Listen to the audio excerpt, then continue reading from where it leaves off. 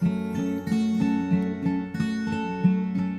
you start to do a project like this and try to understand humanity, I guess, you realize that a lot of the stereotypes or ideas you have about a particular country of birth or a place might break down when you actually start to know the individuals that are from that place. And that's kind of what I've found, is that there's a diversity within this diversity. Cosmopolis Toronto is a project where I set out to try and photograph and take a portrait of someone born in every single country of the world that now lives here in Toronto.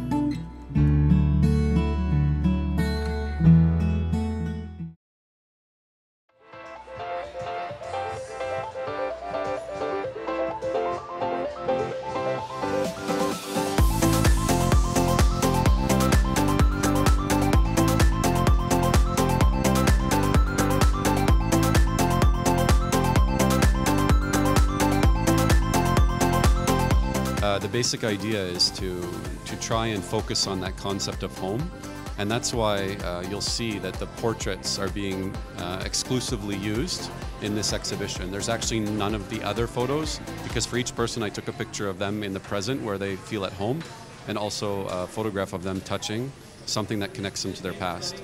And for this exhibition, it's solely the portraits of the person where they feel at home.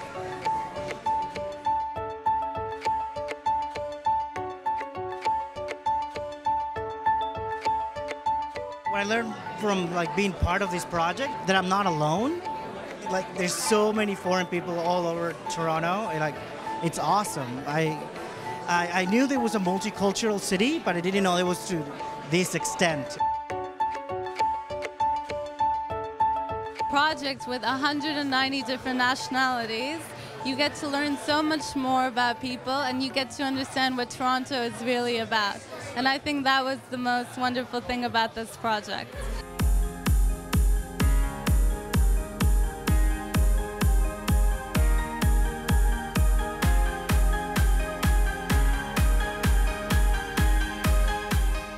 We've got some of the participants who are performing. We're going to eat some food by some of the participants.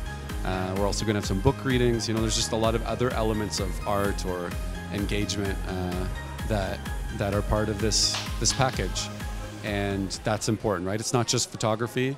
There are a lot of other people who have a lot of other interests.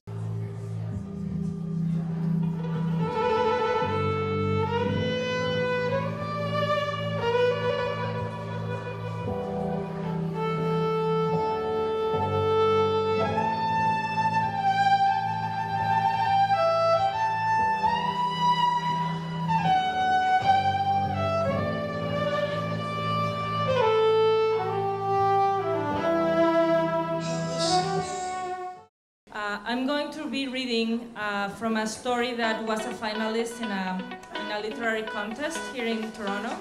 I was crying in the washroom during one of our breaks.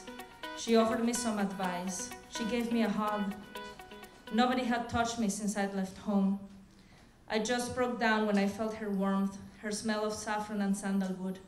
I hugged her back and thought I would never be able to stop crying.